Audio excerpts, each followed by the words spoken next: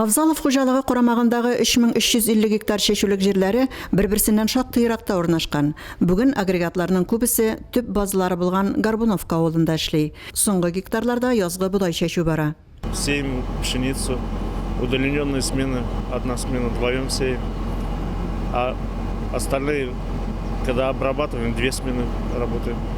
Виталий Сиваков белән Рифат Фазлыев иртәнге 6-дан кичке 8-гә кадәр озынайтылган сменада эшләп, көнгә нормадагы 70 урынына 140 гектарда эш башкара икән. Күрше басуда МТЗ 12-21 тракторы белән җир тырмалаучы Нияз Хайбрахманов җитештерүчән эшләү өчен бөтен мөмкинлекләр дә бар ди.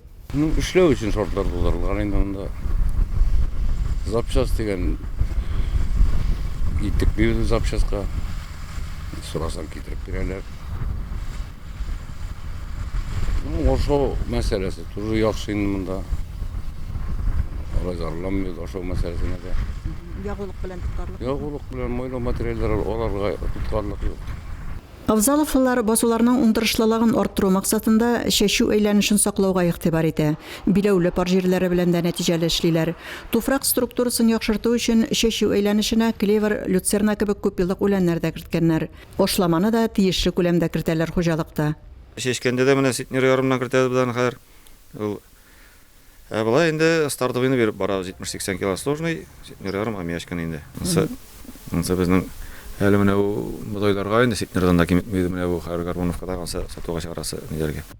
Авзалов хуҗалыгы соңгы елларда шешүлек орлык үстерү буенча эшли. Селекционерлардан сатып алган орлыкларны басулардагы питомник дип аталучы участокларда үрчетәләр. Суперэлета һәм элита сортлы орлыклар гына үстереп саталар. Күләмгә эшләмәйдә, сыйфатка тегерәк орлык булсын, чтобы теге массасы авыр килсен, орлыкның самый главный энергиясе күп булсын, теге тишелгән мәлдә. Шуңа эрерәк орлык җабыз инде без. Ульяновский сортларын чәчәбез күбрәк, Самарскийларны, Ульяновский 100 и менә бурлык сортын быел чәчтек тоже. Буларны питомникка урнаштырдык инде.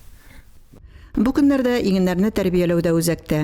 440 гектар мәйдан биләүче көзге бодай басуын шүп үләннәренә һәм корткычларга каршы агу химикатлар белән эшкәртә башлаганнар. Үсеш стимуляторы һәм авырулардан саклау чарасы буларак биологик препаратлар да кулланалар. Арпа чәчүлекләрен тукландыруга да керешкәннәр. Әлфинур Нугманова, Айрат Фазилов, Муслим телевидениесе.